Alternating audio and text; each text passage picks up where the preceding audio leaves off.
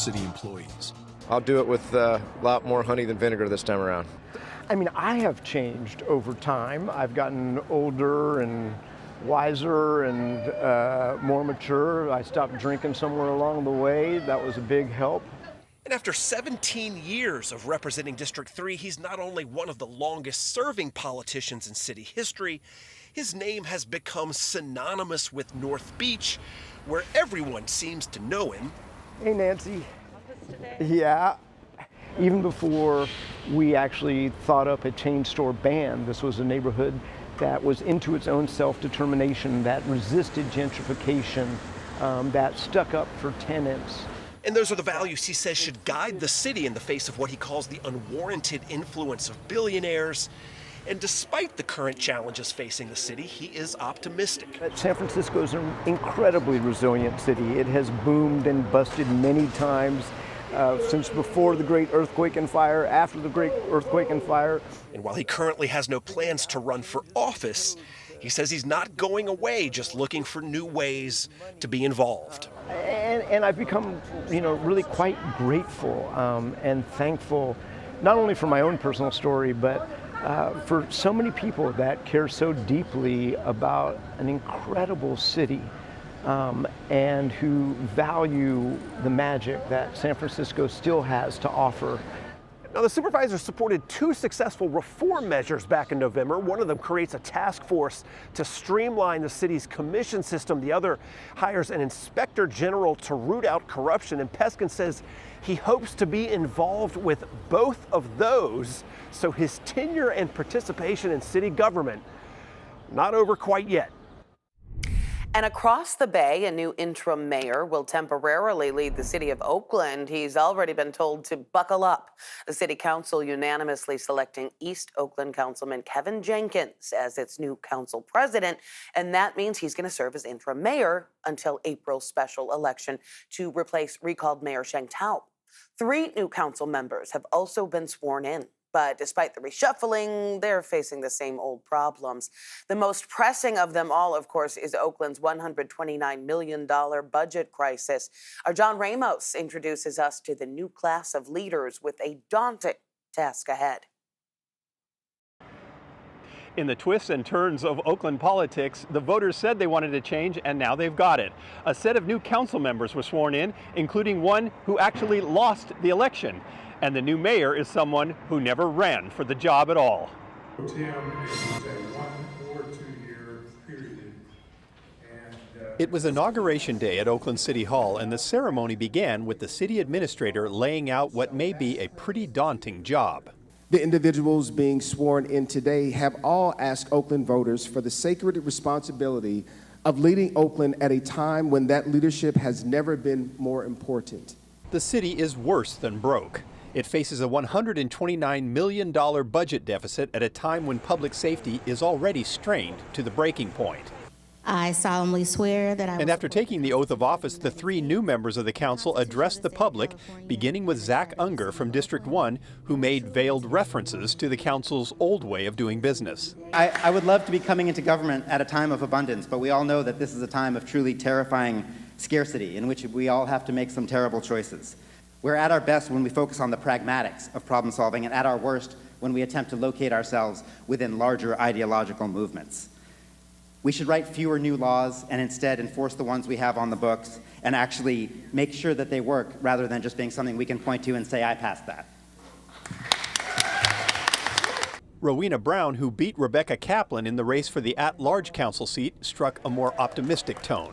And I know that we have some really tough times ahead, both locally and at the national level. And yet my heart is overjoyed for the opportunity to work alongside all of you to really help uplift Oakland and create an Oakland that serves as a positive vision for other cities. And Ken Houston got emotional about his new job representing District 7. My oath to you is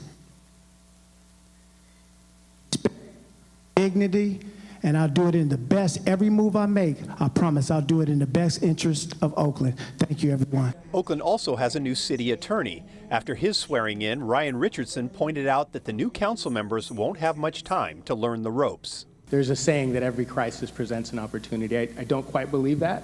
I've been through some crises that are nothing but a crisis. But I do think this is one of those crises that is an opportunity. I think that with the new folks that we have coming in, they have no choice but to jump right into the deep end. There is no choice but for them to roll up their sleeves and immediately get to work.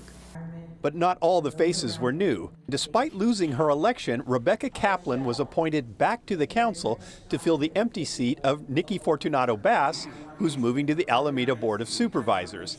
And finally, Councilmember Kevin Jenkins was unanimously chosen to serve as Oakland mayor until a special election can be held in April. Somebody texted me, buckle up. Somebody, a constituent from West Oakland told me to buckle up. After the recall of Sheng Tao, the job of mayor has been up in the air, and Jenkins said his function will be to help smooth out the already thorny budget process as much as possible. We have to get back to basics as a city. Right now, we aren't doing the basic things well that people expect. That means potholes, that means police, making sure that our fire stations are staffed, and we have to get to that place, and that's what I'm going to help the city administrator get to.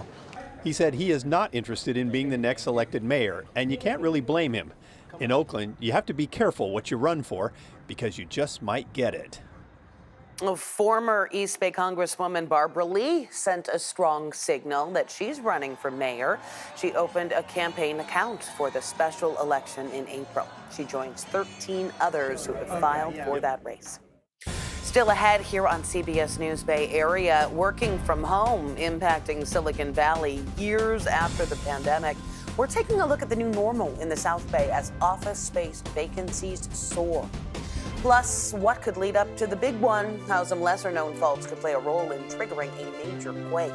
And book lovers flocking to a unique shop in Alameda County, how they're combining your favorite reads with your favorite wines, creating the perfect pair.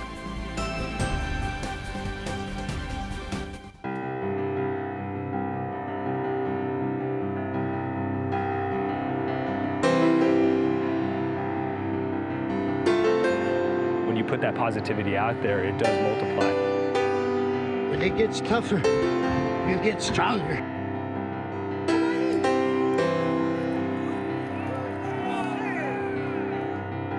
Oh, thank you so much.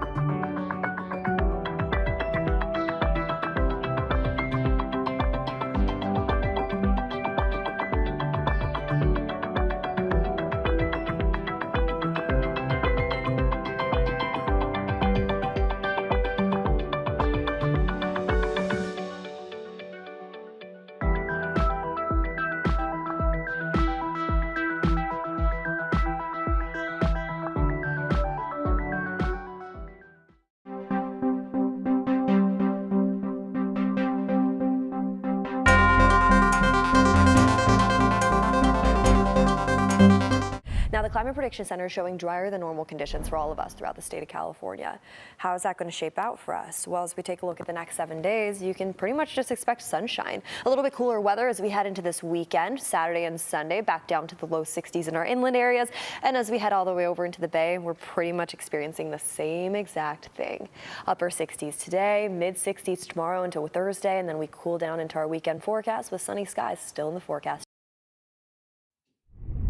This year, we are seeing a bit of a sobering new snapshot of the office market in the South Bay. It's the new normal.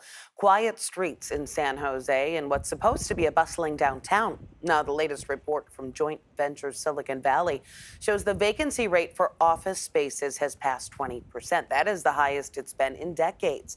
Len Ramirez went to check it out for himself.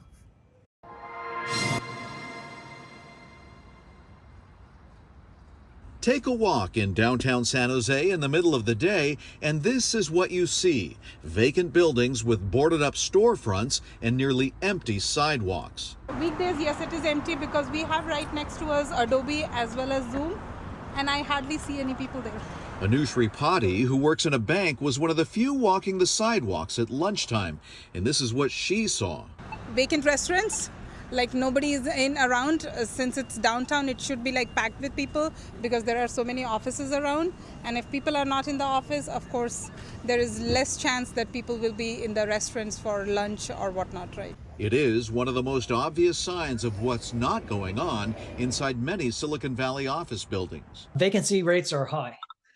But that's not news. We've known that for some time. This set in during the pandemic. Russell Hancock is the CEO of the influential think tank Joint Venture Silicon Valley, which just published a new report showing office vacancy rates are between 22 and 24% for office and lab space. It's the highest it's been for 20 years, and Hancock says it might stay that way. The pattern persists.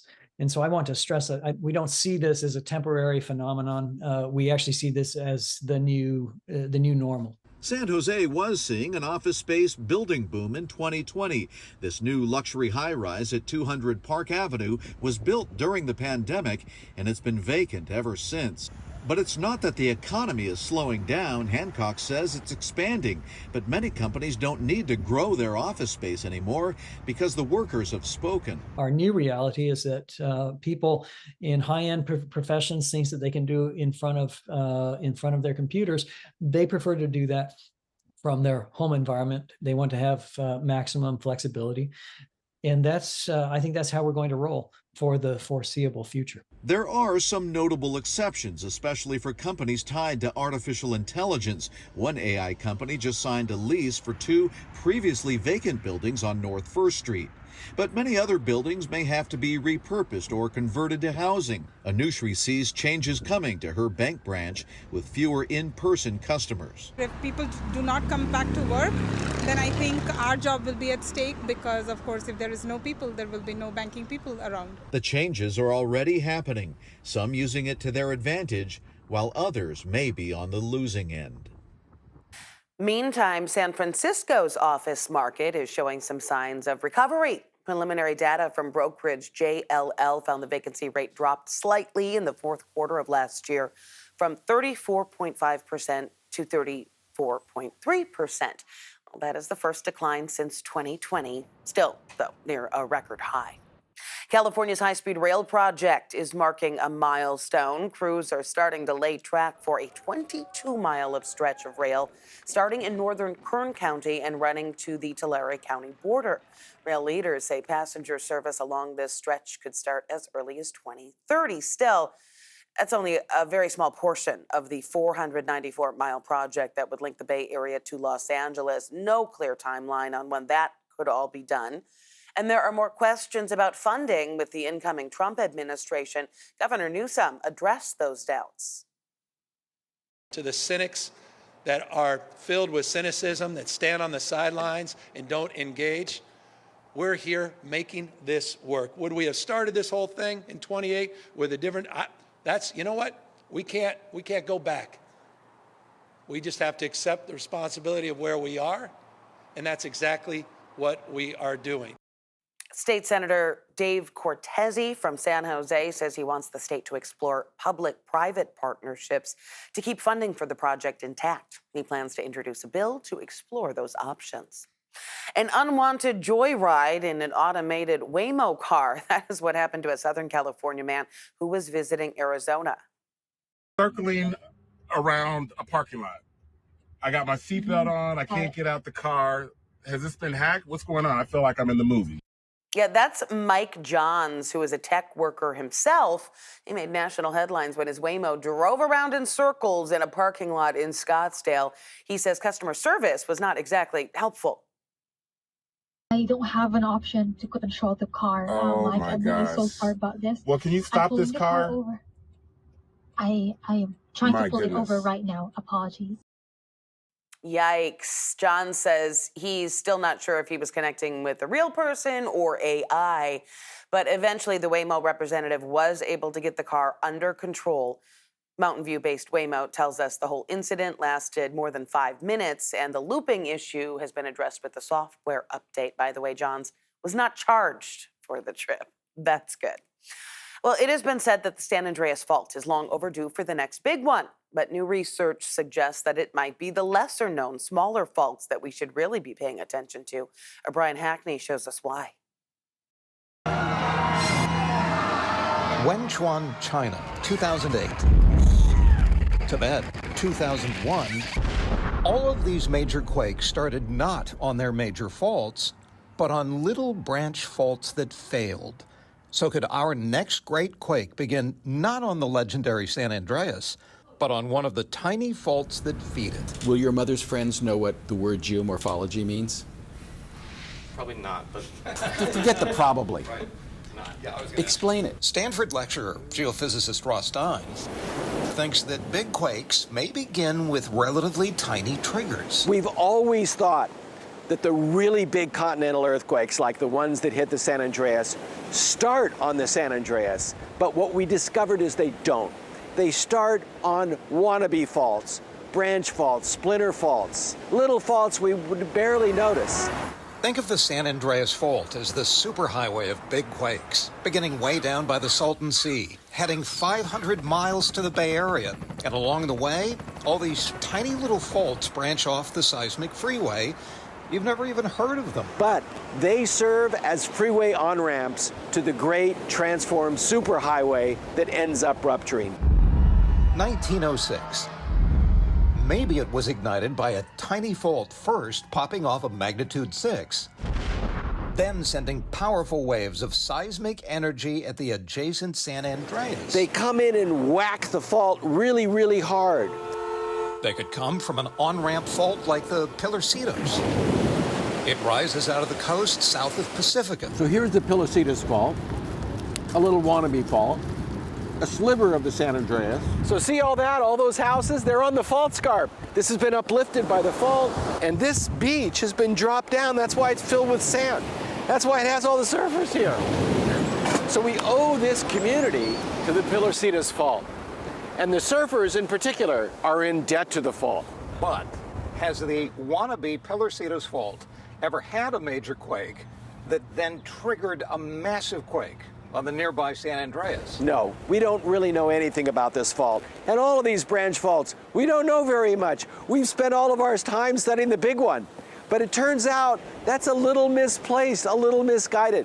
We need to understand these branch faults because they seem to be the match that lights the fuse. If the concept is correct, it could give us precious extra seconds of warning. That is because if a moderate quake hits in exactly the right place, it might signal an even more destructive quake may follow in a very short time. And of course, in the case of a massive quake, every second counts, especially if you have some idea that one could be on the way. Still ahead, we're going to introduce you to the woman who has combined books with a wine bar in Berkeley. Exchange for an ID, it looks like a library card, a book society card that you tap here, and then you can select a taste, a half glass, or a full glass.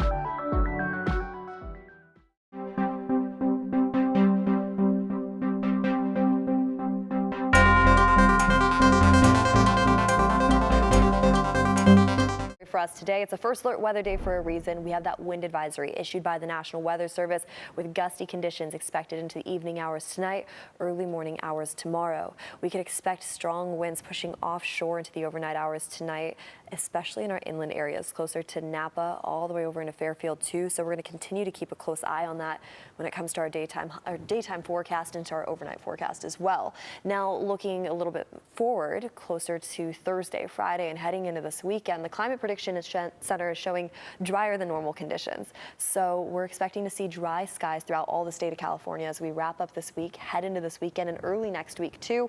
But we're also going to get a little bit of a cool down as well. I mean, right now we're kind of flirting with mid-60s, even upper 60s throughout most our inland areas. It'll feel a lot cooler as we wrap up this week and head into our weekend forecast. Now we head over into the Bay and it's the exact same setup. Sunny skies pretty much each day. We'll see some partly cloudy conditions for our Friday forecast. But it's a beautiful weekend ahead of us to start planning ahead now if you want to head up to Tahoe. Maybe you want to stay local. All of us are going to be experiencing nice, mild conditions just around the corner after this breezy day that we have today. I'll have more on that in a bit. A new bookstore in Berkeley is bringing two worlds together. You can enjoy reading a book while pouring yourself a glass of wine, outside of what you would normally do in your own living room. Our Kelsey Thorad introduces us to Book Society. They're really There's a new bookshop in the Bay, and this one pairs some of your favorite reads with some of your favorite wines. Thank you. Thank you. It's about Judith Jones, who discovered Julia Childs. And so hence a French Bordeaux going with the Julia Childs, Judith Jones story. Perfect. Laura Guzman is the owner of Book Society in Berkeley. She says this shop has been a long time in the making. I was working at a used bookstore in downtown Oakland and realized these are my people, this is the space, but a lot of places aren't meant for you to stay and enjoy. So Laura decided to create a space where people could come in and not only peruse the stacks, but also stay a while and enjoy a glass of wine. But what's cool about this is the whole experience is meant to be seamless. And so I give you, in exchange for an ID, it looks like a library card, a Book Society card that you tap here, and then you can select a taste, a half glass, or a full glass. Book Society opened its doors to the public on December 7th. Laura says the community's response has been amazing. We were talking about it on the drive over that like having a book bar concept was something we haven't seen in the Bay. So the moment we heard of it, we wanted to come in. We don't have this in the peninsula, so it's really cool. Yeah, we really want to check out the pairing too because it's a cool concept. The shop's opening comes at a time when Laura says we're seeing a resurgence of popularity in brick and mortar bookstores. And you see a pattern around that throughout the U.S. And I think a lot of it followed, again, COVID and this feeling of being separate and now looking for these spaces where you can come back together, that feeling of comfort. So it's that third space. Laura says there's been a steady stream of customers since they opened, helping her dream come to life. I couldn't have asked for anything more. So I hope this is the start of something big and maybe we'll do more. Who knows? Love it. Reading does seem to be making a comeback. Print book sales now surpass 700 million a year. That is according to Statista. And Barnes & Noble opened almost 60 new locations last year. Coming up in our next half hour here on CBS News Bay Area, Meta making moves to end fact-checking. We're going to hear why from Mark Zuckerberg himself. Plus, billboards advertising people getting replaced by computers and artificial intelligence. What's behind that scare? We speak with the CEO of the company looking to make a statement. We have to do something different to draw attention. Coolest microclimate today is in the valleys of the North Bay, where the fog is still hanging on. This environment lets us take our viewers inside the weather.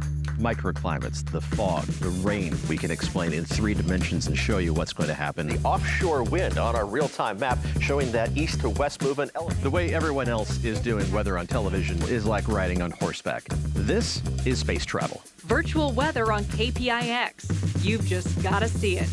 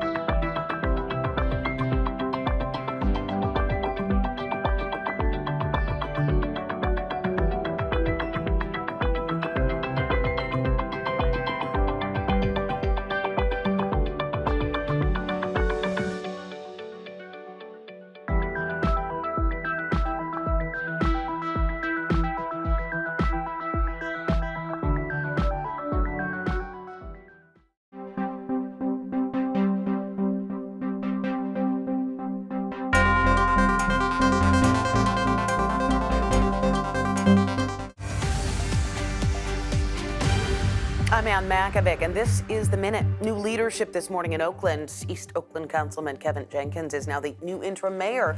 Jenkins will serve in the role until April's special election to replace recalled Mayor Sheng Tao. He is the city's third mayor in the last month. The first homicide of the year in Antioch. An investigation underway after a 26-year-old man was shot and killed yesterday. Police responding to a shooting on Rockford Drive at around 10 in the morning and found that man on the ground. He died at the hospital. No word on any suspects. And a heads up for drivers in the North Bay. Caltrans doing overnight closures of eastbound 37. Those closures set from 9 p.m. to 5 a.m. Monday nights to Saturday mornings all month. It's part of an effort to protect the highway from flooding and sea level rise. The Bay Area's only primetime newscasts at 8 and 9 p.m. on Pix Plus, 44 Cable 12.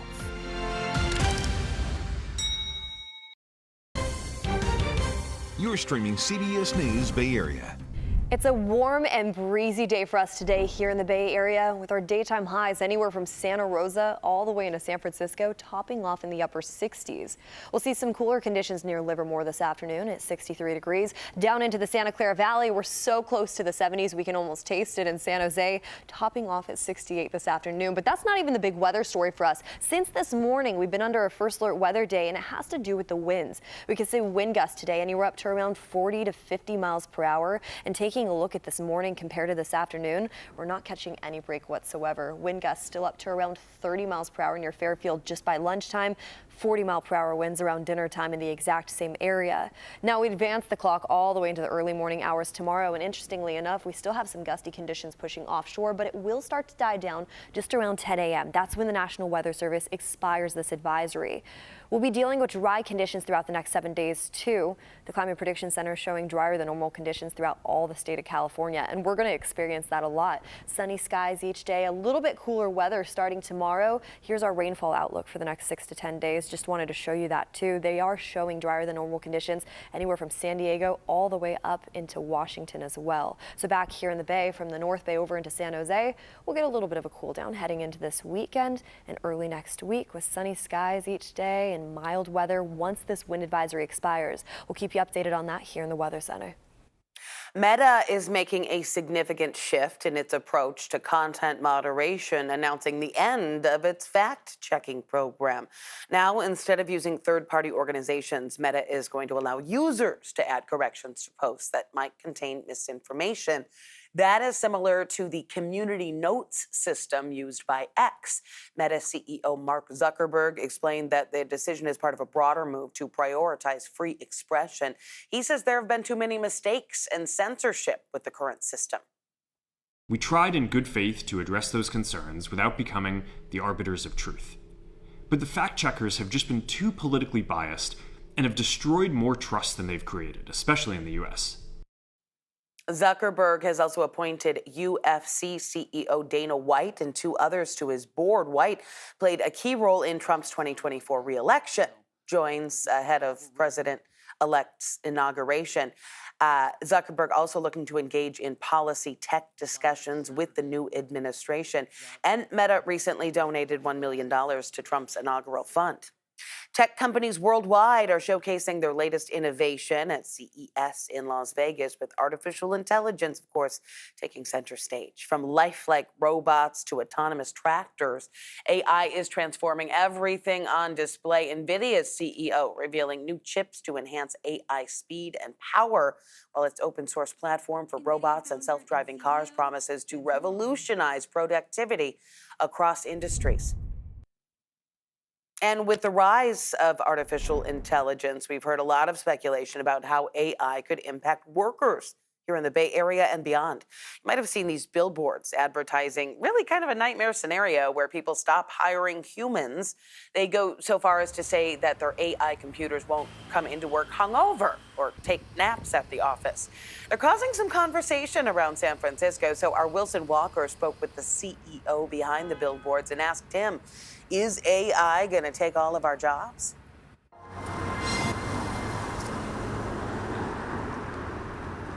But look, it seems to declare quite explicitly what a lot of people fear about AI. Yeah. It does. It does. I think that going into this, we knew that if we made the billboards like everyone else makes their billboards, no one's going to care. Like if I put a billboard up that said, "We're going to improve your outbound sales," then we wouldn't be talking right now. It wouldn't matter. Like we'd spend the money and we'd get nothing from it. So when we created the campaign, we went into it knowing that we have to be provocative. We have to do something different to draw attention.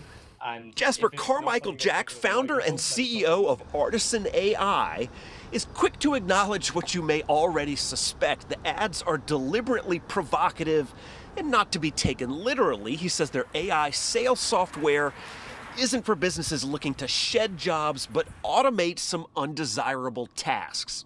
And they're excited to use the product. They're excited to be able to hand off the menial work that they don't enjoy doing and focus on real human work and doing things that can do. I think that's what we're really going after. We're going after replacing the work that people don't want to do so they can do the work that they actually enjoy.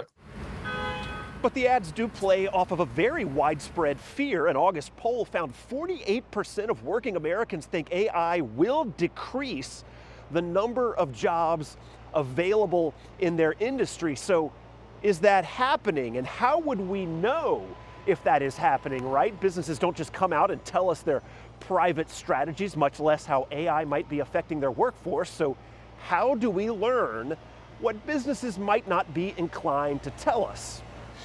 So we overcome that challenge by leveraging very, very detailed data on the job postings of those firms and the resumes of their workers. So think LinkedIn profiles, PDF resumes, right, resumes people submit to jobs, to be able to see whom the firms are hiring.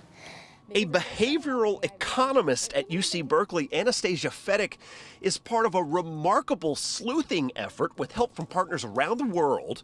They're following enough resumes and LinkedIn pages to have a track on some 60 to 70% of the American professional workforce. So they've been able to see which businesses have been hiring AI expertise often years before those companies might publicly talk about those programs.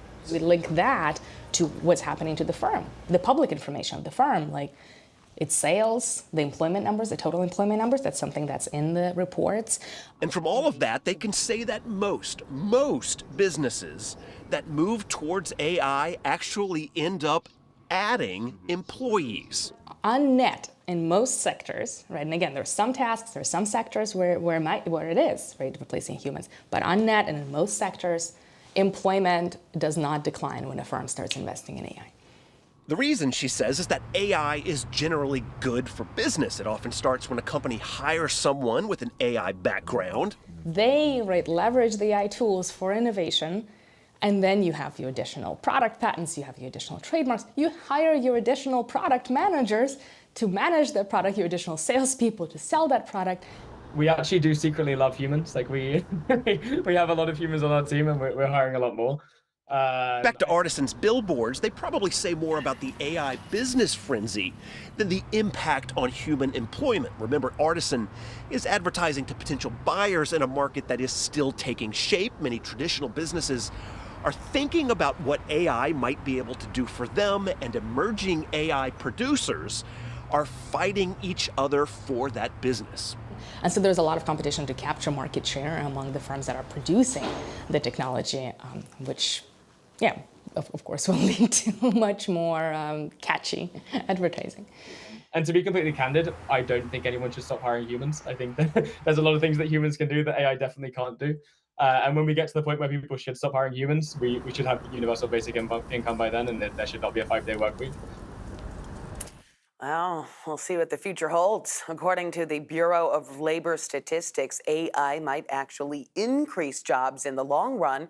By 2033, the Bureau estimates a 4% increase in jobs likely to utilize AI. That includes paralegals, media, and technical writers. The Antioch Police Department just named its new acting police chief. Interim Chief Joe Vigil is going to take over the police department on Friday. It has truly been an honor to serve in this role and work alongside such dedicated individuals over the past 10.5 months that I have served as the interim Antioch police chief. And I believe that we've seen the department stabilize. And one of our biggest priorities has been hiring, and that is progressing well. As of today, we do have 80 sworn officers, 65 who are on active duty that are patrolling. By the end of this month, we'll have an additional 6, 5 of which are graduating from the academy, another one who's joining us as well, and then we also have 5 more in the academy. The appointment comes after the PD agreed to federal oversight over the department. The city has faced challenges with staffing shortages, a racist text scandal, and rising crime. Coming up next, the 49ers cleaning out their lockers after an end to their disappointing season. But one player is already making his pitch to be the highest paid player next year.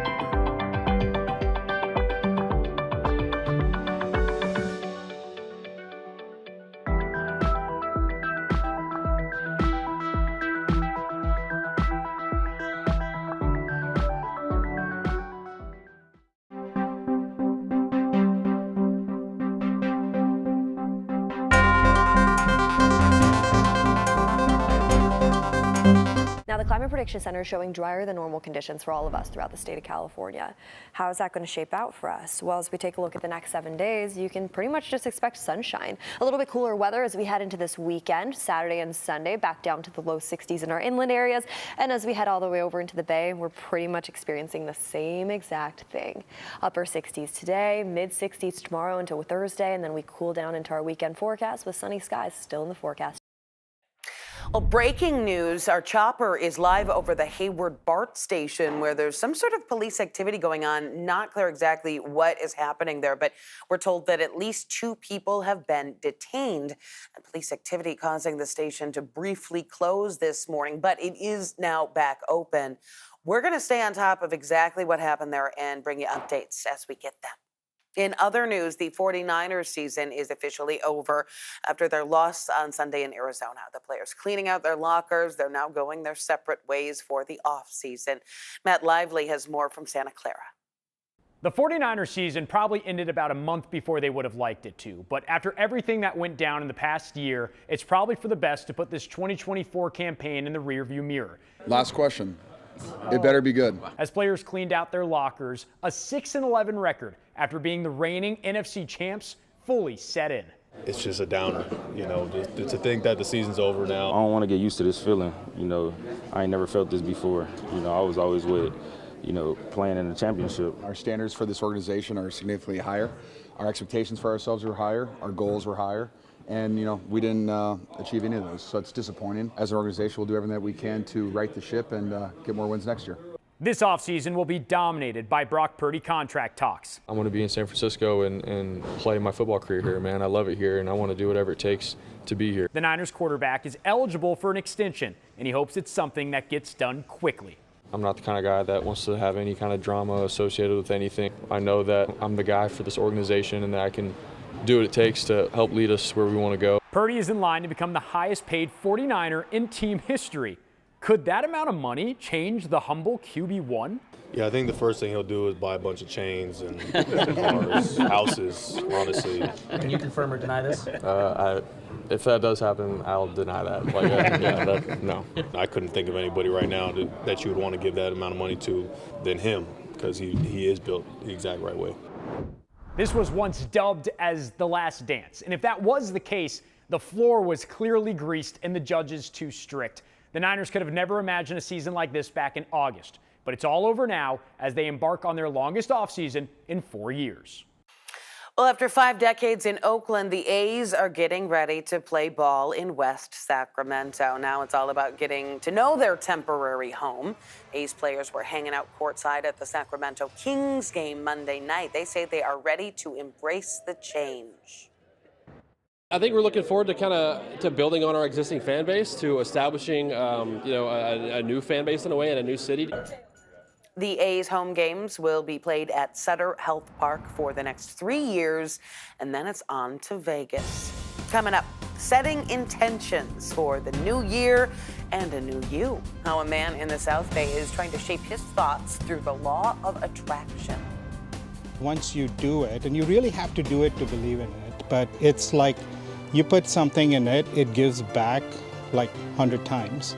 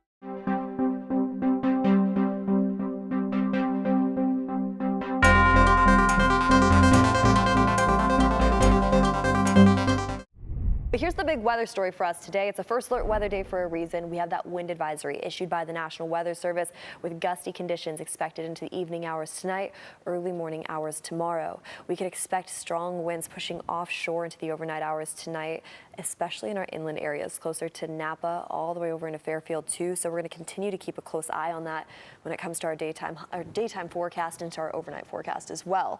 Now looking a little bit forward, closer to Thursday, Friday, and heading into this weekend, the Climate Prediction Center is showing drier than normal conditions. So we're expecting to see dry skies throughout all the state of California as we wrap up this week, head into this weekend, and early next week too. But we're also going to get a little bit of a cool down as well. I mean, right now we're kind of flirting with mid 60s, even upper 60s throughout most our inland areas. It'll feel a lot cooler as we wrap up this week and head into our weekend forecast. Now we head over into the Bay and it's the exact same setup. Sunny skies pretty much each day. We'll see some partly cloudy conditions for our Friday forecast. But it's a beautiful weekend ahead of us to start planning ahead now if you want to head up to Tahoe. Maybe you want to stay local. All of us are going to be experiencing nice, mild conditions just around the corner after this breezy day that we have today. I'll have more on that in a bit. A lot of people are coming into the new year with a focus on becoming more mindful and peaceful. And many believe that we all have the spiritual power of setting intentions and shaping our reality through our thoughts. They say it's all about taking control and the law of attraction, that we just need to believe the universe is listening to our goals and believe in ourselves. Veronica Macias met a woman who says we all have the power to manifest those goals for 2025. I'm loved, I'm cared, I'm blessed. As a product manager who works in the Silicon Valley, Chetan Katani believes that we have the power to shape our own realities. Every morning, he begins with a 10-minute ritual of spiritual awakening, setting his intentions for the day. This is a rose quartz mala. Equipped, he says, with his mantra mala for chanting, I just light it up enough to get this sage for cleansing, and his selected energy-filled crystals. I believe in it because once you do it, and you really have to do it to believe in it, but it's like you put something in it, it gives back like 100 times. What it's given back is a sense of calmness and the clarity needed to cut through life's chaos. In his case, clearing his mind and problem solving during any network outage when time is of the essence and customers are impacted. I don't want to be swayed by what the day brings to me. I want to be mindful and aware of how I'm going to react to that day. And so what this does for me is it gives me the serenity and calmness, and eventually that gives me the mindfulness and the focus. So this is the Serenity and Calm Manifestation Ritual Kit from Abundantia. Chetan believes that we all have an innate power to manifest our heart's desire. It's just a matter of proclaiming to the universe what it is you want to attract and using the right tools to channel those manifestations.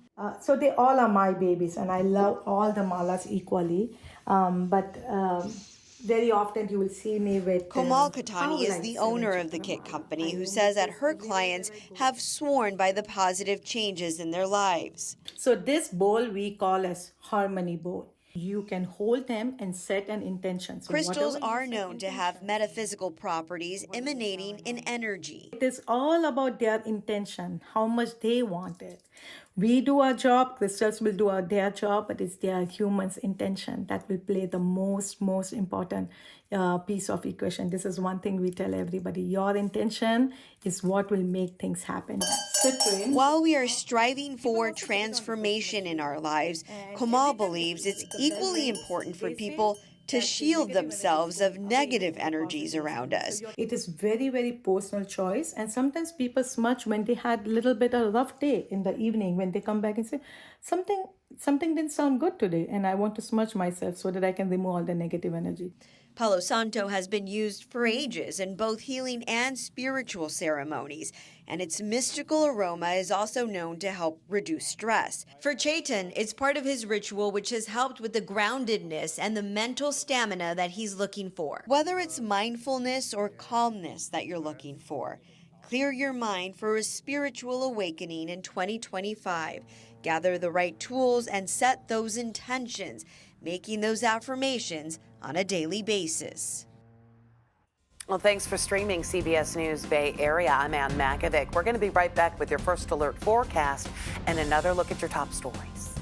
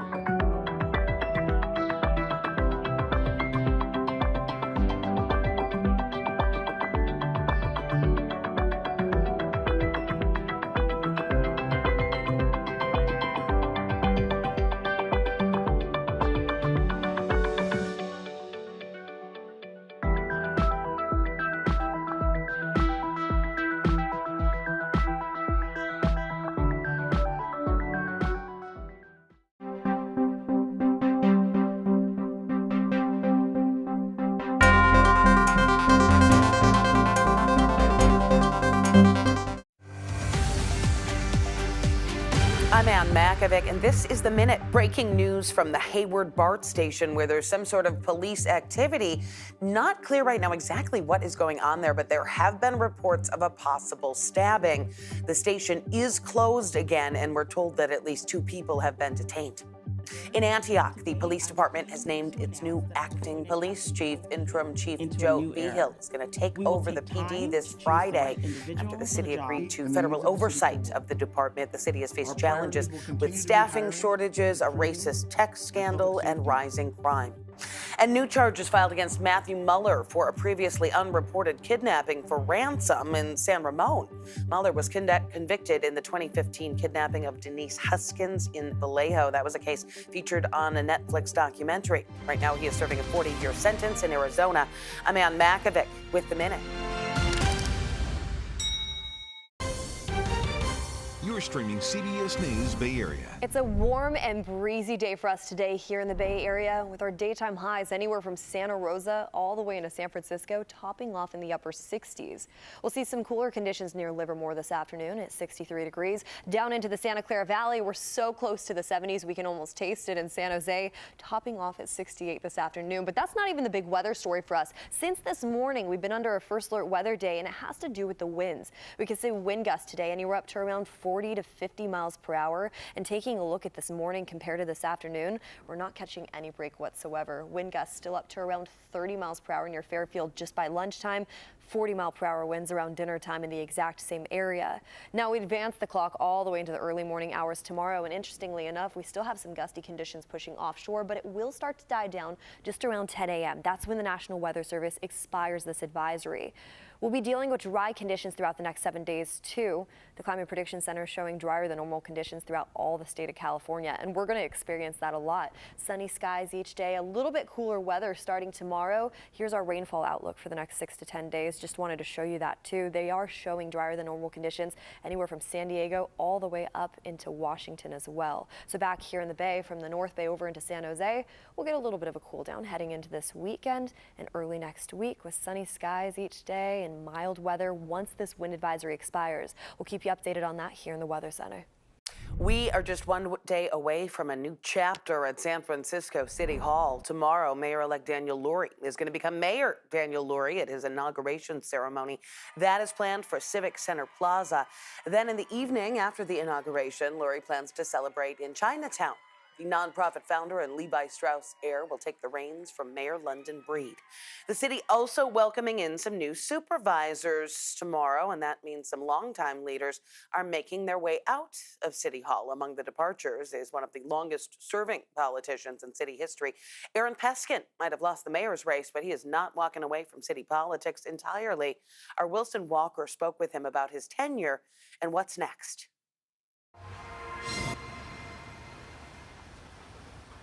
Here's my last gavel they bestowed upon me. Oh, no, January 8th, 2025.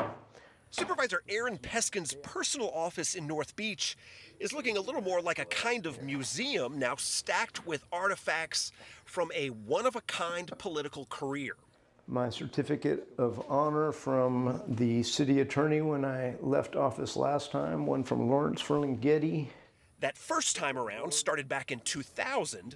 I think everybody should be pleasantly surprised. I think He served for 8 years and then took a 7-year break. And since the city's term limits don't allow for more than 2 consecutive terms, he came back in 2015 fighting allegations that he was a bully and abusive. Peskin's outlandish harassment of city employees. I'll do it with a lot more honey than vinegar this time around. I mean, I have changed over time. I've gotten older and wiser and more mature. I stopped drinking somewhere along the way. That was a big help. And after 17 years of representing District 3, he's not only one of the longest-serving politicians in city history, his name has become synonymous with North Beach, where everyone seems to know him. Hey, Nancy. Yeah. Even before we actually thought up a chain store ban, this was a neighborhood that was into its own self-determination, that resisted gentrification, that stuck up for tenants. And those are the values he says should guide the city in the face of what he calls the unwarranted influence of billionaires. And despite the current challenges facing the city, he is optimistic. San Francisco is an incredibly resilient city. It has boomed and busted many times since before the great earthquake and fire, after the great earthquake and fire. And while he currently has no plans to run for office, he says he's not going away, just looking for new ways to be involved. And I've become, really quite grateful and thankful, not only for my own personal story, but for so many people that care so deeply about an incredible city and who value the magic that San Francisco still has to offer. Now, the supervisors supported two successful reform measures back in November. One of them creates a task force to streamline the city's commission system. The other hires an inspector general to root out corruption. And Peskin says he hopes to be involved with both of those, so his tenure and participation in city government not over quite yet. And across the bay, a new interim mayor will temporarily lead the city of Oakland. He's already been told to buckle up. The city council unanimously selecting East Oakland Councilman Kevin Jenkins as its new council president. And that means he's going to serve as interim mayor until April's special election to replace recalled Mayor Sheng Tao. 3 new council members have also been sworn in. But despite the reshuffling, they're facing the same old problems. The most pressing of them all, of course, is Oakland's $129 million budget crisis. Our John Ramos introduces us to the new class of leaders with a daunting task ahead. In the twists and turns of Oakland politics, the voters said they wanted a change, and now they've got it. A set of new council members were sworn in, including one who actually lost the election. And the new mayor is someone who never ran for the job at all. Tim is a 1 or 2 year period. It was Inauguration Day at Oakland City Hall, and the ceremony began with the city administrator laying out what may be a pretty daunting job. The individuals being sworn in today have all asked Oakland voters for the sacred responsibility of leading Oakland at a time when that leadership has never been more important. The city is worse than broke. It faces a $129 million budget deficit at a time when public safety is already strained to the breaking point. I solemnly swear that I will. And after taking the oath of office, the 3 new members of the council addressed the public, beginning with Zach Unger from District 1, who made veiled references to the council's old way of doing business. I would love to be coming into government at a time of abundance, but we all know that this is a time of truly terrifying scarcity in which we all have to make some terrible choices. We're at our best when we focus on the pragmatics of problem solving, and at our worst when we attempt to locate ourselves within larger ideological movements. We should write fewer new laws and instead enforce the ones we have on the books and actually make sure that they work rather than just being something we can point to and say, I passed that. Rowena Brown, who beat Rebecca Kaplan in the race for the at-large council seat, struck a more optimistic tone. And I know that we have some really tough times ahead, both locally and at the national level. And yet my heart is overjoyed for the opportunity to work alongside all of you to really help uplift Oakland and create an Oakland that serves as a positive vision for other cities. And Ken Houston got emotional about his new job representing District 7. My oath to you is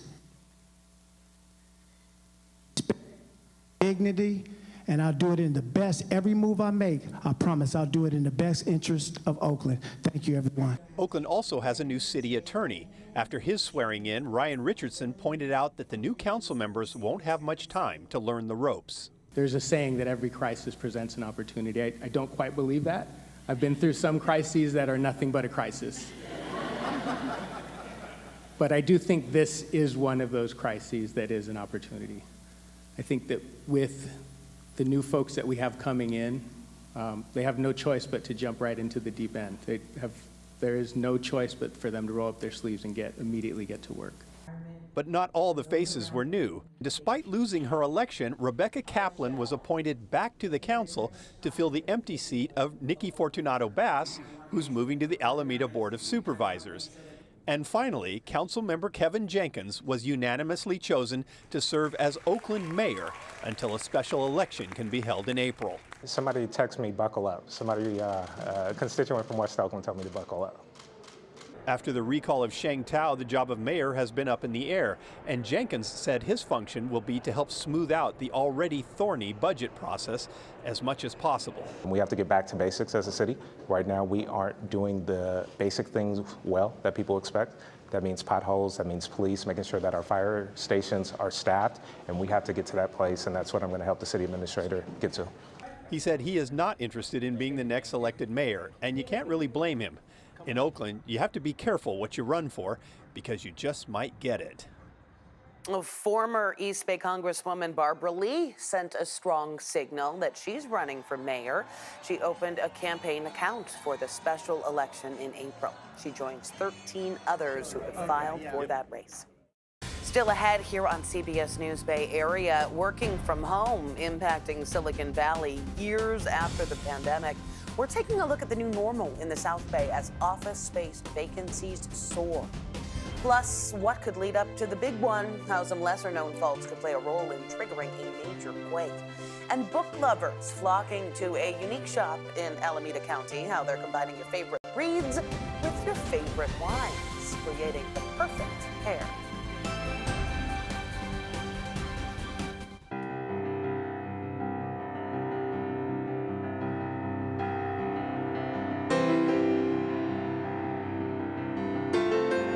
When you put that positivity out there, it does multiply. When it gets tougher, you get stronger.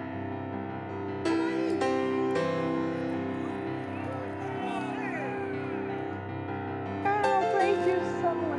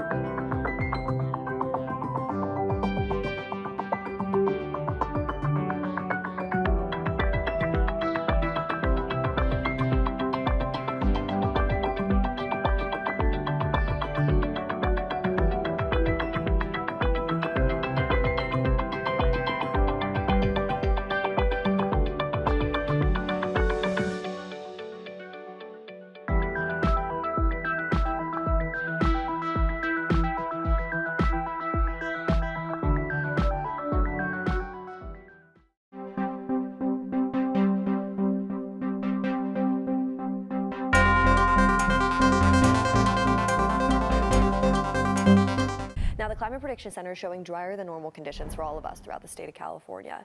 How is that going to shape out for us? Well, as we take a look at the next 7 days, you can 174 million acres. Prior to leaving for California, President Biden and the First Lady traveled to New Orleans and spoke with families of the New Year's Day terror attack victims. New Orleans defines strength and resilience. You define it, whether it's in the form of this attack, or hurricanes or superstorms. This city and its people get back up. That's the spirit of America as well. The president said he is directing additional resources to help New Orleans with security at major upcoming events, including Mardi Gras and the Super Bowl. Meta is ending its fact-checking system on its Facebook and Instagram platforms. It will instead adopt a community notes style of content moderation, similar to what is used on X, formerly known as Twitter. Meta CEO Mark Zuckerberg said it's an effort to, quote, restore free expression.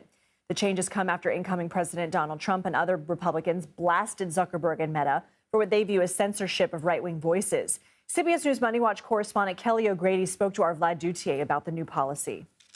I think this is a little bit of reading the room. I mean, Meta has faced backlash for censoring posts for years. And of course, not just Meta, a number of other social platforms, Twitter before Elon Musk brought it.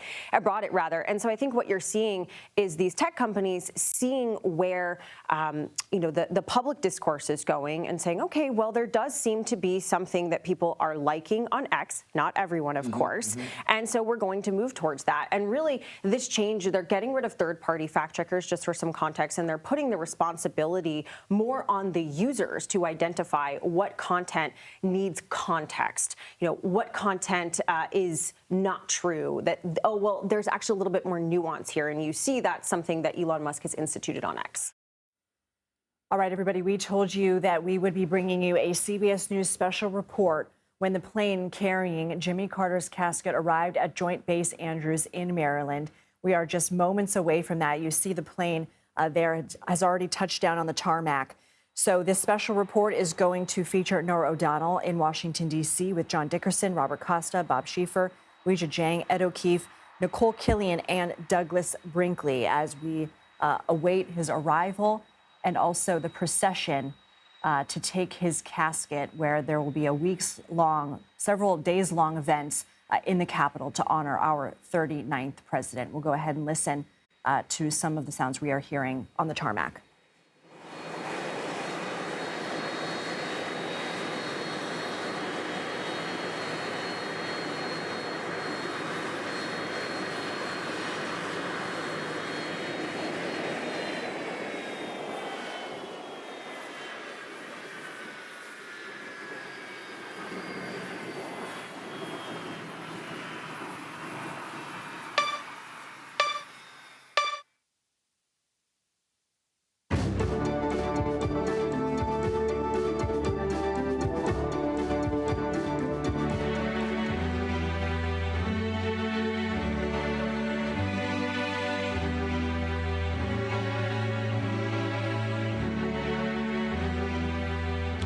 This is a CBS News special report. I'm Norah O'Donnell in Washington. Good afternoon. Jimmy Carter, the 39th President of the United States, is making his final return to Washington, 44 years after he left the White House. Mr. Carter died Sunday, December 29th, at the age of 100 years old. As his personal pastor told our Mark Strassman, the Sunday school teacher got called home on a Sunday. Well, later today, Carter will lie in state at the U.S. Capitol, where there will be a memorial there. As you can see here, a U.S. Air Force plane named Special Mission 39 in his honor, because he was the 39th president, flew his casket and the Carter family from Georgia to Joint Base Andrews in Maryland. If you're looking at this picture, you're saying, well, that looks like Air Force One. Well, it is the same plane that flies the President of the United States, but it's only called Air Force One when the President is on it. So now it is Special Air Mission 39 in honor of Jimmy Carter. This is actually the same plane that transported President George H.W. Bush in his final return to Washington. Now, this arrival ceremony is set to begin, and that's why we're live on the air to bring it to you, along with analysis and historic perspective. The former president had lain in repose since Saturday evening at the Carter Center in Atlanta, and we're told today that more than 23,000 people visited there to pay their respects to the former president. Then, after a departure ceremony at the center, his casket was taken by hearse to Dobbins Air Reserve Base in Marietta, Georgia, for the flight back here to the Washington, D.C. area to Andrews Air Force Base. I want to check in with senior White House correspondent Weijia Jiang. She is at Joint Base Andrews, where Carter's casket has just arrived. Good afternoon, Weijia, and describe the ceremony that we'll see this afternoon. Nora, good afternoon to you. Good afternoon to everybody. Well, you see the jet that you are talking about right behind me. And as you mentioned, it is not Air Force One today. But when Carter, the former president, was president riding around on Air Force One, he was known to carry his own luggage on and off board. And I mentioned that, Nora, because I know today you'll be reflecting so much about that small detail and how it represents his giant legacy as a simple, everyday man who really rejected the pomp and circumstance that came along with the presidency. But there will be no shortage of that today during this arrival ceremony. We will soon see emerging from this plane 33 members of the immediate Carter family, including the former president's 3 sons, 1 daughter, 11 grandchildren, and 14 great-grandchildren. They are a very close-knit family that really have been planning this arrival ceremony, including every part of today's events for several months, we are told by an official here at Joint Base Andrews, even down to the music, Nora. And so for this ceremony, they have chosen a traditional hymn, Abide With Me, that we will be hearing from the band here. And we will also be seeing a special honor guard today. In just a moment, we'll see the formation that is made up of the Joint Chiefs, including the chairman of the Joint Chiefs of Staff, the vice chairman of the Joint Chiefs of Staff, the Chief of Staff to the Army, the Commandant to the Marine Corps, and the Chief of Naval Operations, along with the Chief of Staff of the Air Force and the Chief of Staff of Space Operations. And this is the first time ever, Nora, that the Space Force will be participating in a state funeral.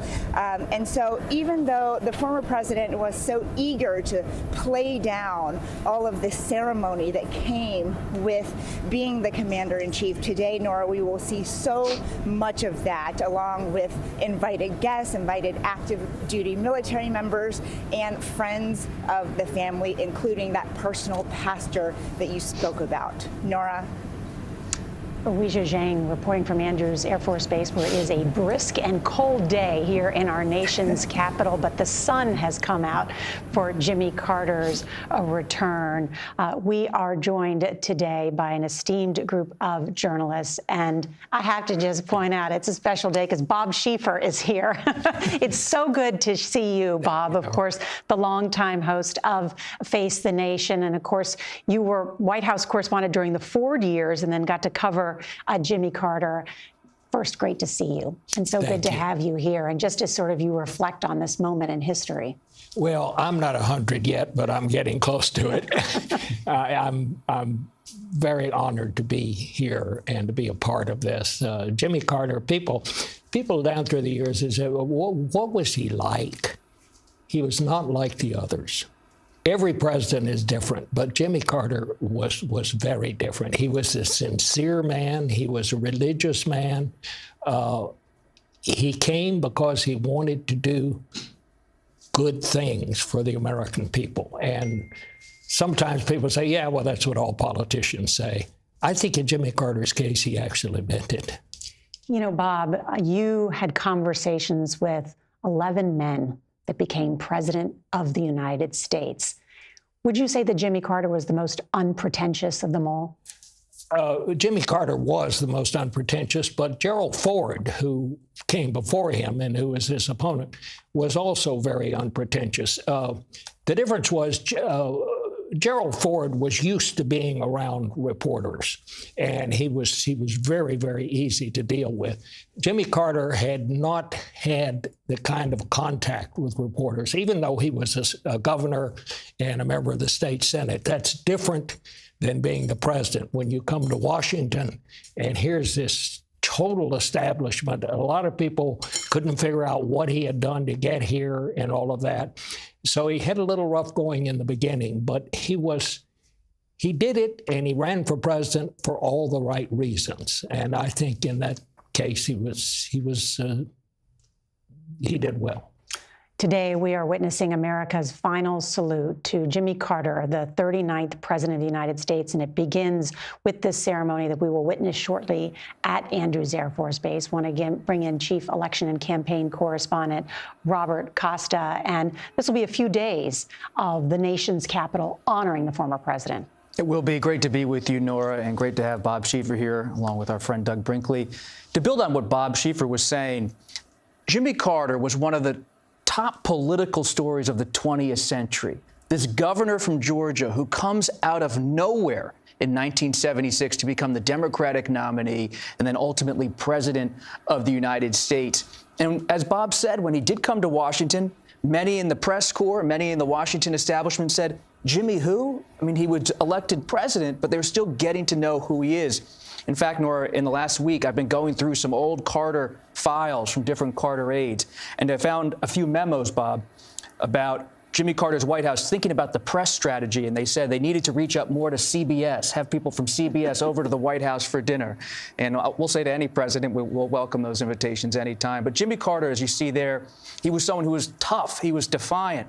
Yes, he's defined, as Doug Brinkley and others have written in so many beautiful ways about his post-presidency and his service to the world. But let us not forget, as he returns to Washington today, that he is a great Washington story, someone who came from nowhere to become president of the United States. And whether you're a Republican or Democrat, if you go down to Plains, Georgia, and Archery, Georgia, and you go to that boyhood home, and you think to yourself, in 1924, this young kid was growing up here, and he ultimately became president of the United States. It inspires you as an American. And he didn't maybe conquer Washington, but he took Washington by storm, an outsider in a city of insiders, and he got a lot done. And that Andrews Air Force Base we're looking at right now, such a place for President Carter as he engaged in foreign affairs. He labored to get peace throughout the world. You think about his inaugural in 1977, talking about peace and human rights. He brought all these issues to the forefront at a time when they were not at the top of conversation in the United States or in the world. We are also joined by presidential historian Douglas Brinkley. So good to have you. And he is the author of The Unfinished Presidency, Jimmy Carter's Legacy Beyond the White House. You also spent so much time with the Carter family. Remark on how the family's doing today. Well, you know, Jason Carter, the grandson, has sort of taken over the reins of trying to kind of choreograph everything. He's done a great job these past years since President Carter went into hospice, kind of alerting the press, alerting well-wishers about the now deceased president, his grandfather's health. But all three of his boys, Chip Carter gave a very moving eulogy for his father. I thought he would kind of break down crying, and he almost did there at the end. So there, and then of course, you know, the Carter family is really Georgia. There are all sorts of cousins and grandkids, and so you know, here there are two Jimmy Carters in Georgia: the Atlanta Jimmy Carter and the Plains Carter. In fact, getting an interview used to be better at Plains because he'd be relaxed and in the living room, and he's in the hospitality. Or in Atlanta, at the Carter Center, you would get more of a you know, the proficient engineer kind of, don't waste my time. One thing I'd like to reflect on what Bob said, for all of Carter really didn't like to waste time. Talk about an engineering president, only Herbert Hoover. If you were a second late, you didn't get your interview. You didn't get to talk to him. And yet, and we used to say in the book business, he lived off of 30-some books. He was the fastest autographer. He would turn nobody down line, but be like this. And at Maranatha Baptist Church, you're welcome. Visitors could come, and you go sit there and listen to the president, and afterward you do a quick selfie with them. But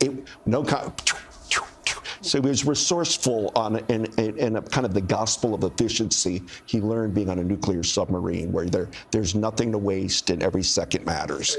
We're going to talk so much about his presidency and his incredible post-presidency as well throughout this afternoon as we witness this procession. I just want to point out what we are seeing right now. The family has disembarked from the aircraft. They have moved into position here to observe this arrival ceremony. This is the military body bearer team, and they will remove the casket from what is this aircraft loader here.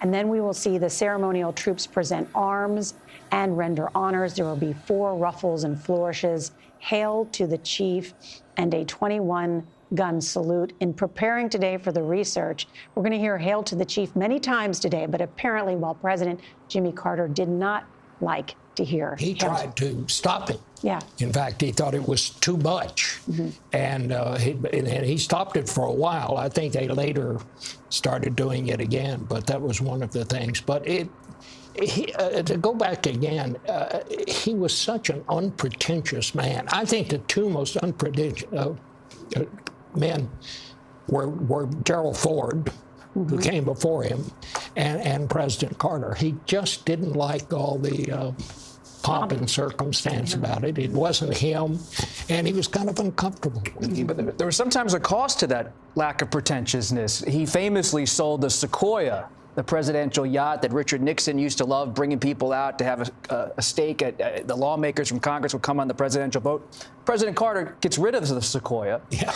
And a lot of the lawmakers on Capitol Hill said, hey, we like that boat. Yeah. It'd be nice to have the trappings of the presidency once in a while, but that wasn't Carter's style. Just real quickly, Doug Brinkley mentioned the signatures. After his presidency, Carter stopped signing his name Jimmy Carter and just signed it J. Carter.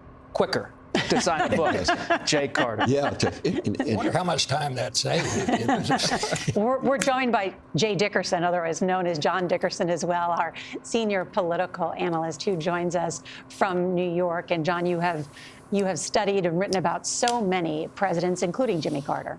Yeah, going back to that. Well, on the topic of speed and speed reading, Jimmy Carter actually held classes on speed reading in the cabinet room when he was president to not only increase his speed in reading. It was estimated that he read 300 to 400 pages of briefing. Of course, with every White House, they always up the number of pages that the president is reading, perhaps not with the incoming one. But that is a boasting point. But he took speed reading classes, and at one point, to get the vote of a California senator, he read the senator's book on semantics, which is a bit of a rarity for President Carter because he wasn't too much into the kind of stroking you have to do of Washington politicians, which has been mentioned, his outsider status and that disinterest in the trappings of the office of the presidency, which manifested itself in so many different ways. He got out of the motorcade and walked during his inauguration. He carried his own baggage. He wanted to be his own chief of staff. All of this was a reaction to the imperial presidency of Nixon and LBJ, the idea that he would be more approachable and more reasonable as a human in the office, not some imperious president. But in his personal behavior and his sense and confidence of himself, he was pretty imperious. He was pretty confident that he had the right way. So outwardly quite humble, lived a Christian life that is a model of humility, but very, very self-confident. And that's what clashed with those Washington politicians who thought, who's this new guy telling us what to do? And he thought they should be listening a little more closely to him because he'd done all that speed reading. John, just as you're speaking to, we're playing the old footage of Jimmy Carter as president carrying his own bags. Why did he do that, Douglas? Because of time and efficiency. Really? It's quicker. You don't have to wait at the luggage bin. And so he would grab it and move. But there's no waiting at a luggage bin when you're president of the United States. Well, he started it when he was campaigning. He had very little money, and he wanted to show donors in 1976 he's not wasting your money. He would sleep on people's cots in rooms. He didn't get them even the Days Inn motel room. Often he would look for the free lodging and just crash.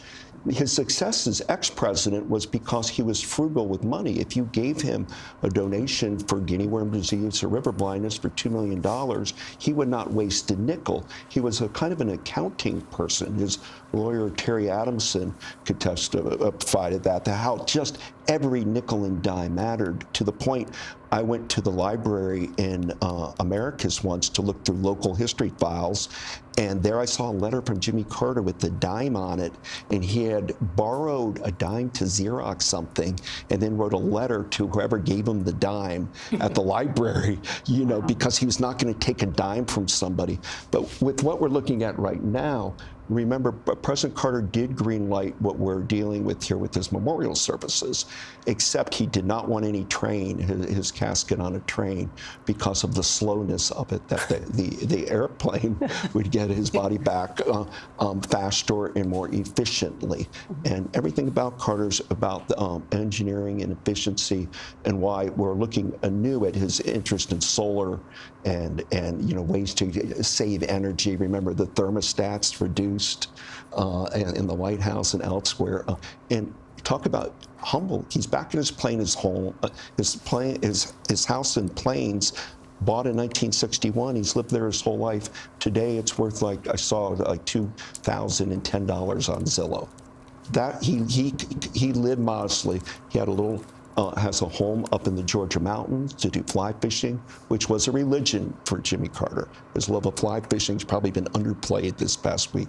That's the joy he shared with Rosalind Carter and himself and friends, that you could go out and get away to some of the wild places of the world. You know, one of the things that people in Plains liked about Jimmy Carter was after he became president, and you reminded me of this, the real estate prices went up. Everybody's house went up, and a number of people sold their houses because, you know, they'd never been able to get those kind of prices for them. So Carter kind of enjoyed that. He didn't go out and make speeches about it, but he kind of enjoyed well, and there, what he as done. you all remember, there's that old like ceramic roadside peanut that's there when you enter Plains. He was trying to get rid of that forever because it kind of was an eyesore. I loved it. You know, there he made Welcome to Plains. But then his gas station, where Billy Carter famously used to talk to the press and spin them and you know, introduce reporters to Heineken and foreign beers sometimes. You know, but until he got his own brand. Until he got his own. I was just saying. Then he got Billy brand beer, and Carter had an amazing ability to deal with people that are a little bit eccentric.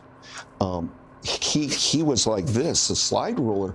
But when you're dealing with Billy Carter, his brother, who was, you know, a real character, and his sister Ruth Stapleton, who was a faith healing evangelist, and Gloria, his sister, was a motorcycle rider, and on her tomb is she lived in Harley First Heaven. 100,000-mile rider in the Harley Davidson Hall of Fame. So one of the reasons he won in 1976 is he wasn't afraid to deal with people a little off the grid, even though he was this born-again Christian and doing the miracle of winning southern states after Lyndon Johnson signed the Civil Rights Acts in 64 and 65. We're looking at now America's airfield, which is Joint Base Andrews, where the President of the United States and other members of the government fly out from just outside Washington, D.C. here.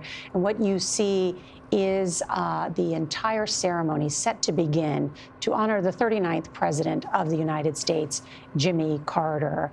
This is Special Air Mission 39 is designated. This is otherwise known as Air Force One when the president flies on it, and it departed Dobbins Air Reserve Base north of Atlanta just this morning. And then this motorcade will wind through our nation's capital, through and past the U.S. Navy War Memorial, and then to the U.S. Capitol, where we will watch a ceremony and eulogies tonight and later this afternoon by members of the Senate and the House. And then the former president's body will lie in repose, and people can go and visit. So if you're in or near Washington, or if you want to get in the car or make your way, you have tonight and tomorrow to pay your respects if you haven't already done so in Atlanta. I just want to note, too, and there you have that incredible view of the U.S. Capitol and the Rotunda. It still takes my breath away, even every time I walk in there, but also just to see this picture of our beautiful United States Capitol and what we will witness later today, and people can go by and pay their respects. We can almost hear some of the echoes there from inside. Want to check in with our senior White House and political correspondent, Ed O'Keefe, who is in a key position. Ed? Good. Thanks for doing TikTok. Nora, good to be with you, and like the others, especially great to see Bob this afternoon. I've already heard from a few viewers quite excited to see him join us today. So wonderful to have him back. We are here at the Navy Memorial, as you mentioned, along Pennsylvania Avenue. This is a memorial to the Navy that was established and approved by then President Carter back in 1980 and pays tribute to all of those who have served or will serve the nation on the high seas and in the skies. The procession, as it makes its way through Washington, will stop here. This is a special Carter-only tribute to him that was added at his request and his family's request to mark the fact that he is a Navy veteran. He served from 1946 to 1953, and he's only one of 3 U.S. presidents to ever graduated from a military academy, the only one from the Naval Academy. The other 2, of course, Ulysses Grant and Dwight Eisenhower up at West Point. The funeral procession will come here to the Navy Memorial, and there will be a ceremony led by senior members of the military, and then his casket will be transferred from a hearse into the horse-drawn military carriage, or a caisson, that will then take him up to the U.S. Capitol. He will be followed by the riderless horse with the boots in reverse, the kind of tribute the military gives to commanders-in-chief and other senior military officers. This is another point that television viewers especially might recognize or might remember, because it's at this spot normally, or around here, that a president gets out of the limousine and walks for a few blocks to wave to the crowds on his inauguration day. Well, the first president to do that was Jimmy Carter back in 1977, stunning the crowd for walking from this point all the way up to the White House, again, trying to eschew the trappings of the presidency and humanize it more. He decided to walk the rest of the route. So we will wait to see this in a few minutes. Now back to Joint Base Andrews. Thank you, Ed.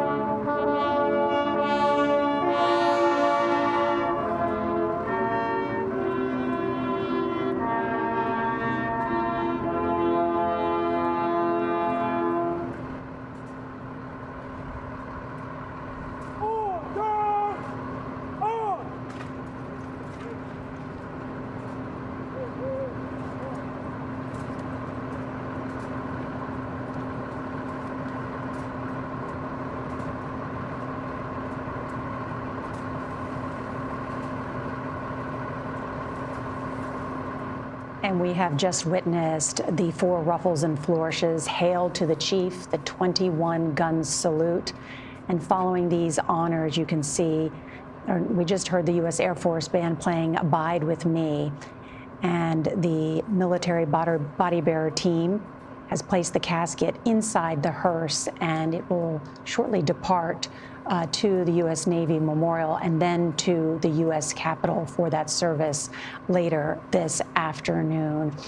We are pleased to be joined by James Fallow, presidential speechwriter for Carter for several years, and so good to see you, Jim, and have you here. You not only worked with Jimmy Carter for several years, you then, of course, wrote about his presidency. And I know in one of those things you called Jimmy Carter an unlucky president, but a lucky man. How so? So I think when he was president, all these many decades ago, so many things broke against him. The world was in terrible shape. The U.S. was in terrible shape. Almost any malady you can think of these days, we had a more intense version of then.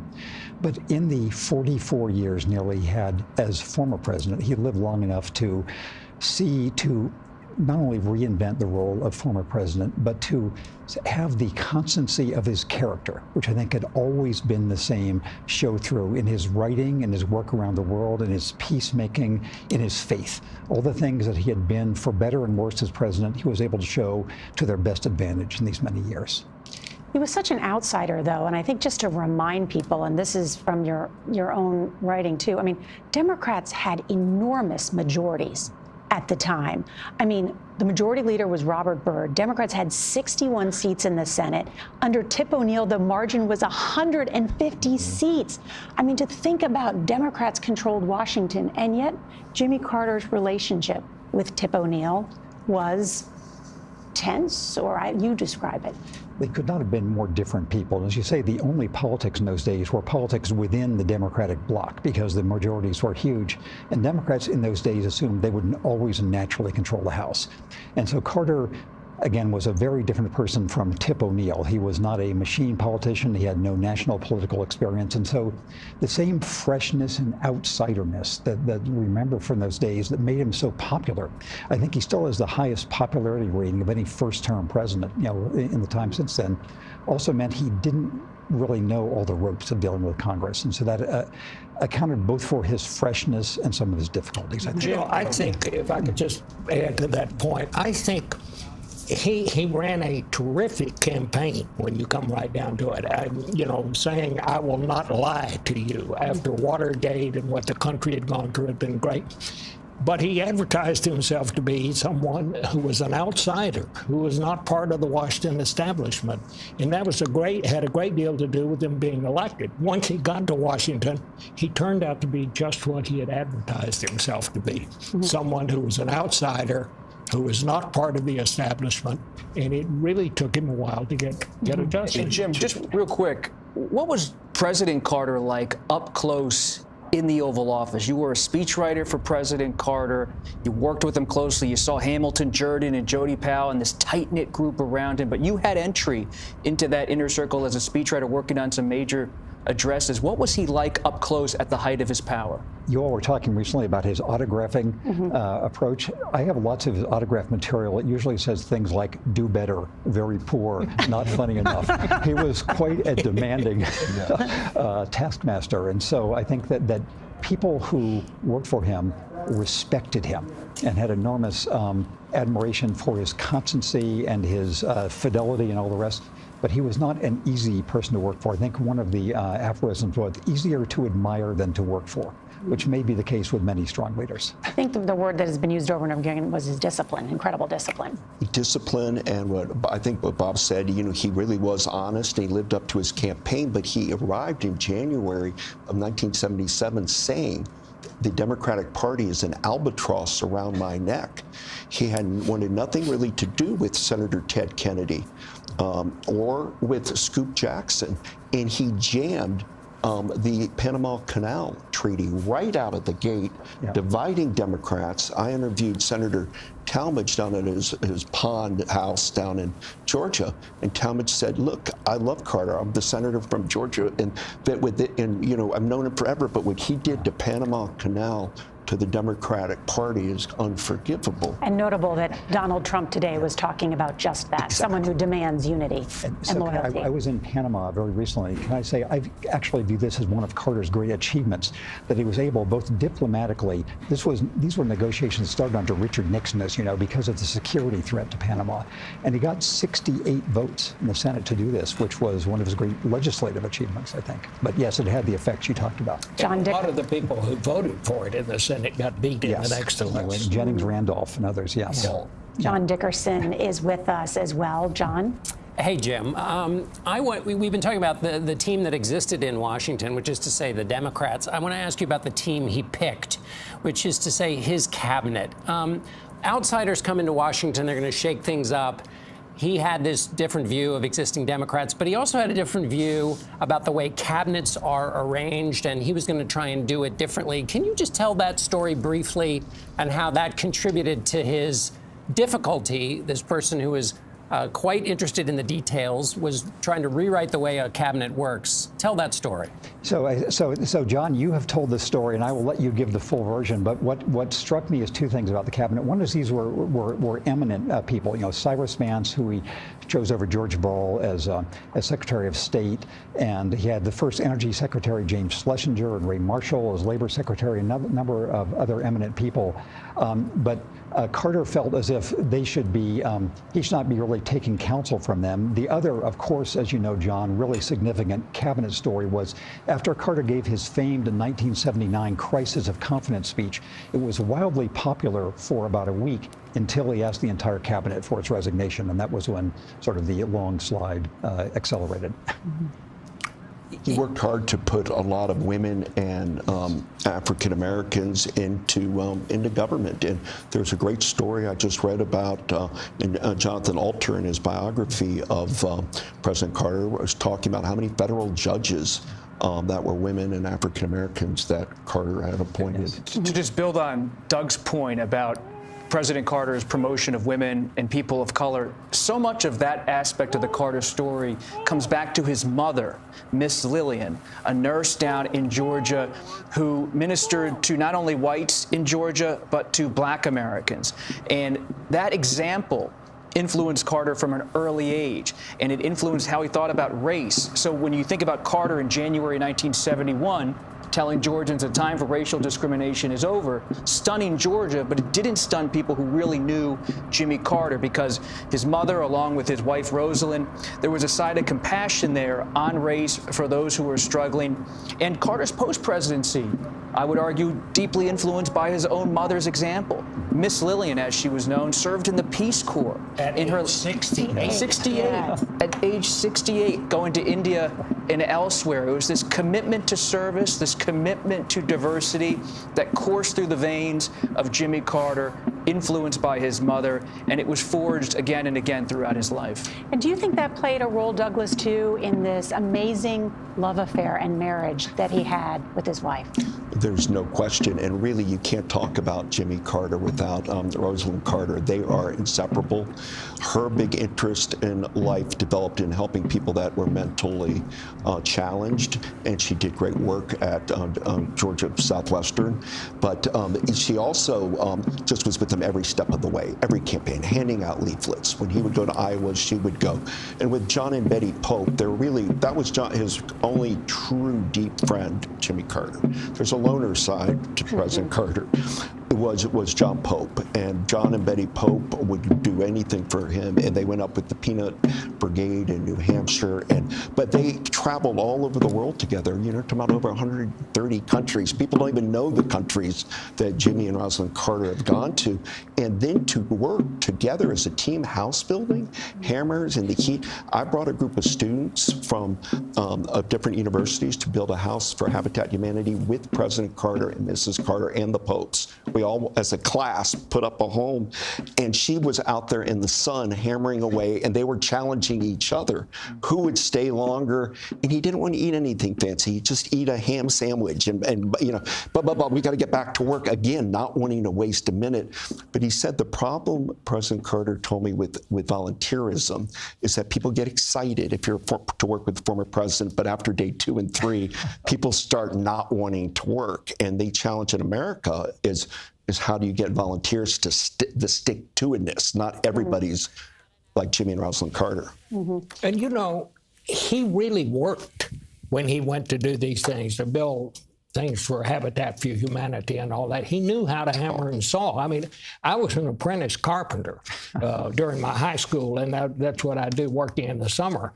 And you could tell it wasn't the first time he'd ever picked up a skill saw, or the first time he knew what he was doing, and he actually worked. It wasn't just a photo opportunity. And of all things, that's one of the things I really admired about It's a huge point, because also growing up in archery on the farm there, they would slaughter hogs and chickens.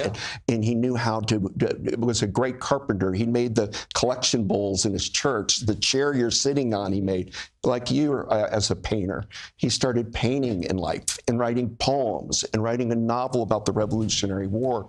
But we were talking about Hail to the Chief and his reluctancy to the imperial presidency. But when he was at the Naval Academy in 1943, they hazed him. They wanted him to sing Marching Through Georgia, a 1965 song. All the plebes said, or the midshipmen were trying to make him sing it, and he refused, and they would beat him and hit him to sing the song, sing about how the Yankees beat the Confederates, and he wouldn't sing it. And that's how we might forget how much he loved the South sometimes, and how much he loved Georgia. Yeah. He carried the South and loved it. He loved the music of the South. In the White House, he kept a stereo playing music all the time, often classical music, but often people from Phil Walden's Capricorn Records, the Allman Brothers, and Willie Nelson was like, he loved, Willie is out there watching somewhere now. They were really tight, Willie Nelson.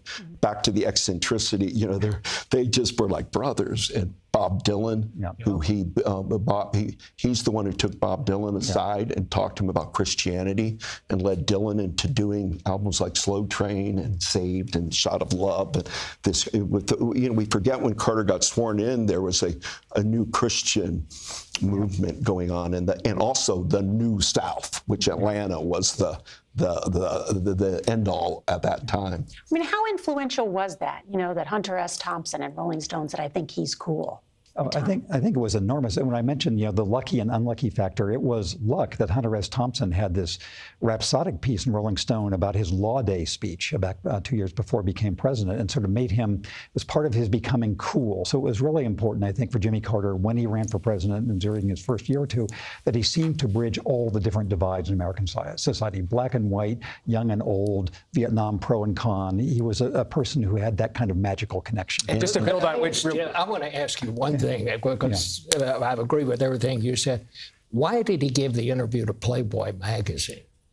He was, it was early in the campaign. He was not knowing how far he was going to go. He was looking for press. And so I remember being on the campaign plane when that came out. I have lusted in my heart for other women. Think how that compares on the historical gradient now. But yes, that's why he did it. It was, a campaign. And Jody Powell and Ham Jordan were looking at polling, and he wasn't polling well with men. And the thought was that being a born-again Christian, he may be too square. Now, Rolling Stone crowd helped him a little, but they thought Playboy interview, and Bob Shearer, who's still around, who did that interview, teaches at University of Southern Cal, they thought this would make him seem like, get the guy vote up a little, and it blew up on him, almost cost him. I got to tell you, after that, I was covering, there was a Republican thing going on, and there was some old guy, and I for the life of me, I can't remember his name, but he had been a big segregationist and so forth. But he got up to talk about it, and he said, they say let it all hang out. They say let it all. I don't believe I'd have said that. It's in the I will never tell you a lie, I'll never lie to you tradition of Carter. That Hunter S. Thompson story is an important one to remember, because in 1972, Hunter S. Thompson, this famous writer, sometimes incendiary prose, writes Fear and Loathing on the Campaign Trail. And Carter is at the convention in Miami Beach, and he's looking at the whole Democratic Party with his aides, and he says, we can beat these guys if we ever decide to run. And Ham Jordan famously writes a memo saying, here's how you can make it to the White House in 1976. But when you go back and read that Hunter S. Thompson story, what impressed Thompson more than anything about Jimmy Carter is that he was willing to take on Teddy Kennedy. Hunter Thompson said nobody in Washington pushes Teddy Kennedy around, but this no-name Georgia governor has the guts to do it without being coerced or without going over the line.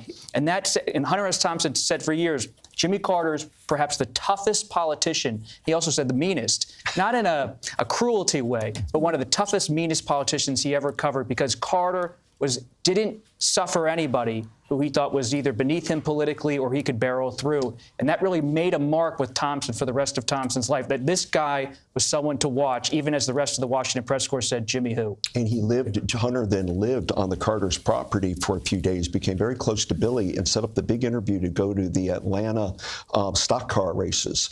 And Hunter was there, was fumbling with a drink in his tape recorder. And they went, and they 5 hours of tape, President Carter told me, and Hunter screwed up the tapes. He didn't have them. And then Carter told me the next bad luck, the big star reporter was Theodore White, who wrote a series of these books. White came with these old reel-to-reel kind of things and went into planes to interview him hours, and suddenly they looked after the whole interview, and all the film was on the floor. And he retreated White back to Americus, and Carter said, I'll give you another one tomorrow, and White left. But after Carter left the presidency, and he was trying to think about his post-presidency, Theodore White told him, write your memoir like you did Why Not the Best, the campaign book that Broadman Press published and Carter used as a handout to get people to know who he was. And it was actually good. It was good, the early part, really. Just to update everyone on what we are seeing, we are watching the motorcade with the former president as they make their way to the U.S. Capitol. They will do a quick stop, too, at the U.S. Navy Memorial, and we will cover that because that will be a ceremony, as Jimmy Carter is the only graduate of the Naval Academy to then make it to the presidency. So it's going to be quite a ceremony there with some midshipmen from the U.S. Naval Academy there to honor the former president as well before the ceremony up at the U.S. Capitol. There's much to discuss as we honor the former president on this day. And then, of course, there is that state funeral again on Thursday where we will hear President Joe Biden eulogize, I should say, Jimmy Carter as well as others at the National Cathedral. I got the opportunity to interview President Carter in 2018. And one of the things I did want to ask him about at the time was what he wanted his legacy to be. How do you want to be remembered? Well, but my family, I hope I could be remembered as a good great-grandfather and a good grandfather and a good father. By my wife, I hope I could be remembered as a good husband. But in politics, as a champion of peace and human rights, I was lucky enough to keep our country at peace for the 4 years that I served. And we were, I think, looked upon as a champion of human rights then. So that's the two things I guess politically speaking of it, I'm proud of. John Dickerson, and notable to hear him mention things that did not necessarily include his time as president. That's right. I mean, he saw his life